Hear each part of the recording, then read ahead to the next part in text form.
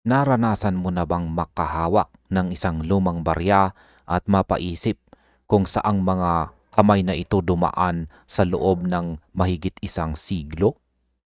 Ang nakikita nating lumang barya rito ay hindi ito basta ordinaryong barya lamang. Ito ay isang piraso ng kasaysayan na gawa sa silver. At ito ay ang tinatawag na 1921 Juan Florin. Ito po ay pag-aari ng isang seller kay Carousel at ito ay kanyang ibinebenta sa halagang 950 pesos. Yan, 1921 George uh, 5. Yan, George the 5th, 1 florin Old Britain silver coin. At ang kanyang binebenta po ulit ito sa halagang 950 pesos. Ayan. Ngayon ay sa unang tingin ay aakalain natin na ito ay parang isang agimat o medalyon dahil sa kakaiba nitong disenyo. Pero ito po ay salapi ng isa sa pinakamakapangyarihang imperyo sa mundo noon. Kaya sa video na ito ay pag-uusapan po natin ang bawat simbolo nito at aalamin natin kung bakit ang ganitong mga barya ay nakakarating pa rin dito sa atin, dito sa Pilipinas, or yung mga kolektor natin ay nagkakaroon ng ganitong mga ganitong uri ng bansa, ng barya. Ayan.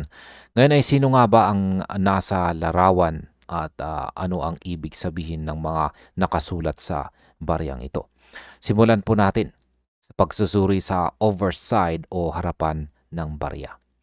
Kung saan ay makikita natin dito ang mukha ni King George the Fifth na nakarap sa bandang kaliwa. Kaya, ayan po mga kabarya. Siya ay nakaharap sa bandang kaliwa at mapapansin natin na wala po siyang suot na korona na siyang tradisyonal na disenyo para sa mga barya ng United Kingdom noong panahong iyon. Ang detalye ng kanyang balbas at tsaka buhok ay nagpapakita ng husay ng engraving noon. At basahin po natin ang nakapalibot na legend o mga letra sa gilid nito. Napakalinaw mga kabarya.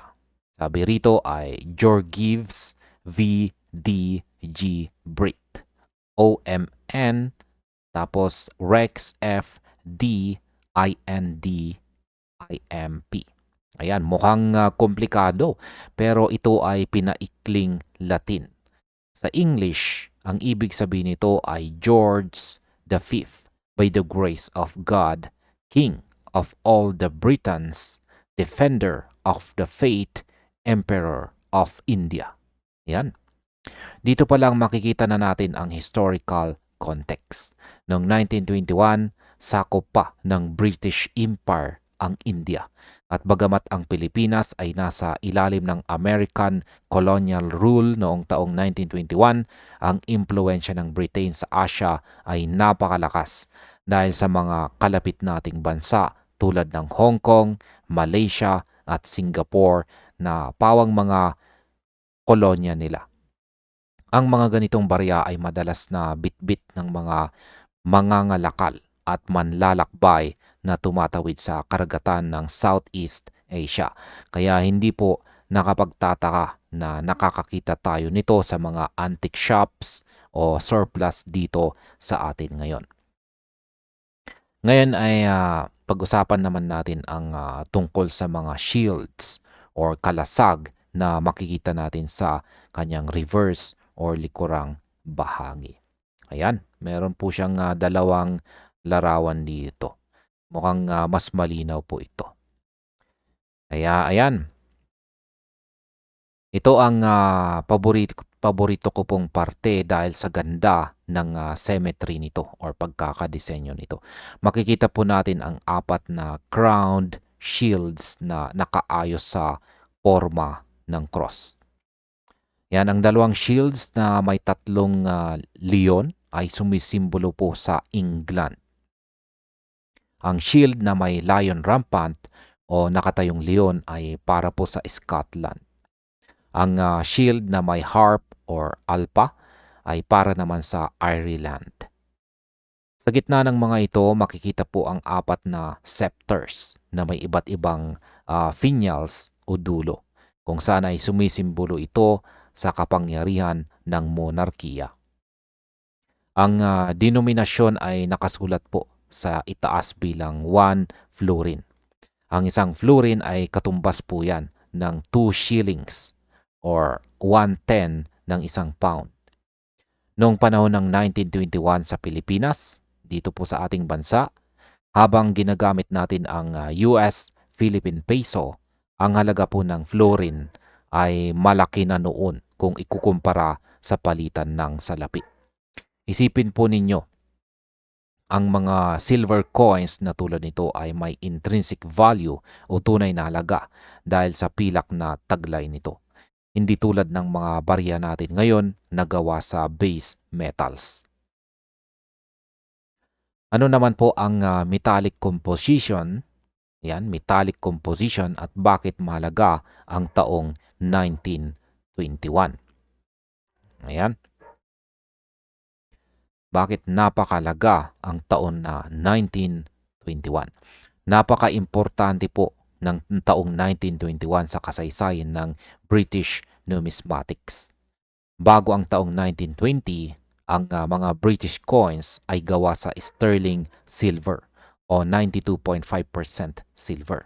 Pero dahil sa pagtaas ng presyo ng pilak pagkatapos ng World War I, binabaan nila ang purity nito.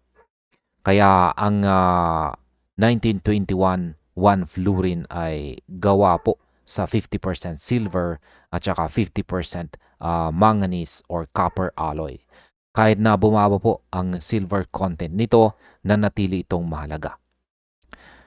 Ayan, dito naman sa Pilipinas, ang mga taong nagtatago ng ganitong barya noong araw ay marahil itinuring itong emergency money. Noong panahon ng ikalawang digmaang pandaigdig, maraming foreign silver coins ang umikot sa black market dito sa Pilipinas dahil nawalan ng halaga ang Japanese fiat money or yung tinatawag na Mickey Mouse money. Posibleng ang baryang ito ay naging pambayad sa pagkain o gamot noong panahon ng kagipitan. At ayan po ulit mga kabarya, ito ay binebenta ng seller dito kay Carousel sa halagang 950 pesos. Ngayon, ang masasabi ko po tungkol dito ay ang 1921 1 florin dito ay isang napakagandang halimbawa ng sining at kasaysayan na pinagsama sa isang maliit na bagay. Ang disenyo nito ay napaka-elegant at puno ng symbolism na nagpapakita ng pagkakaisa ng iba't ibang bansa sa ilalim ng isang korona.